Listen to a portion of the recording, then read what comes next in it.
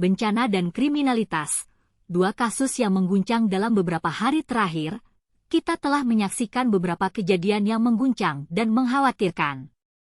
Dari perampokan di Mako Pemadam Kebakaran Sleman hingga serangan drone Ukraina di Rusia, serta tragedi September 11 yang masih terngiang di benak kita. Artikel ini akan membahas dua kasus yang sangat berbeda namun sama-sama mengguncang. Perampokan di Mako Pemadam Kebakaran Sleman pada Jumat, 13 September 2024, petugas pemadam kebakaran, Damkar, berinisial T, 45, menjadi korban perampokan saat berjaga di Mako Damkar Sleman, DY. Sebelum perampokan itu, pihak Damkar menerima laporan palsu soal evakuasi ular. Laporan palsu itu ternyata hanya sebuah jebakan untuk mengalihkan perhatian petugas Damkar. Setelah menerima laporan palsu, 3 petugas langsung mendatangi lokasi pelapor, meninggalkan korban sendirian di kantor. Tak berapa lama kemudian, kantor pemadam kebakaran didatangi oleh 6 orang tak dikenal. Mereka langsung mengancam dan menodong korban dengan celurit. Barang-barang milik korban kemudian dirampas. Kasus ini menunjukkan bahwa kejahatan dapat terjadi di mana saja dan kapan saja. Kita harus selalu waspada dan meningkatkan kewaspadaan terhadap segala bentuk kejahatan. Serangan drone Ukraina di Rusia pada Selasa, 10 September 2024, serangan drone Ukraina menghantam sejumlah wilayah Rusia, termasuk ibu kota Moskow.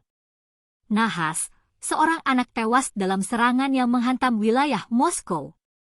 Pertahanan udara Rusia berhasil menembak jatuh lebih dari 70 drone yang diluncurkan Ukraina sejak Senin 9 September malam hingga Selasa 10 September dini hari.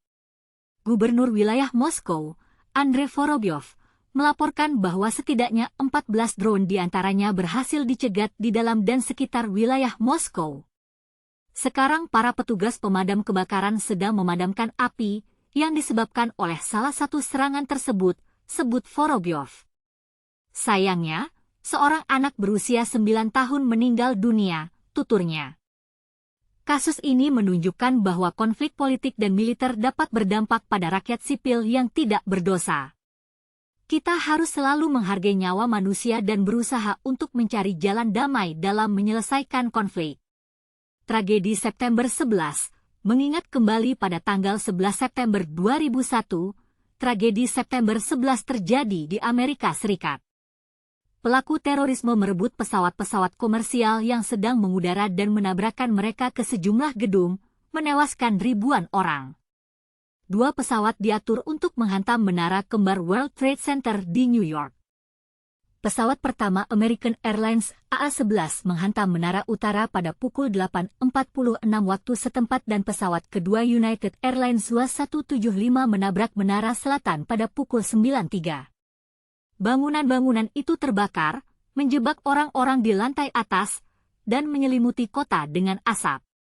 Dalam waktu kurang dari 2 jam, kedua menara setinggi 110 lantai itu runtuh. Pada pukul 9.37 pesawat ketiga AA-77 menghancurkan sisi barat Pentagon, markas besar militer AS di luar ibu kota negara, Washington, D.C. Pesawat keempat Was-93 jatuh di sebuah ladang di Pennsylvania pada pukul 10.03 setelah penumpang melawan.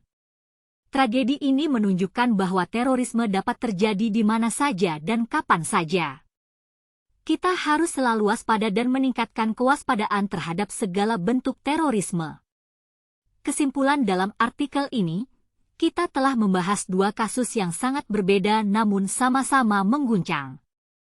Kasus perampokan di Mako Pemadam Kebakaran Sleman menunjukkan bahwa kejahatan dapat terjadi di mana saja dan kapan saja.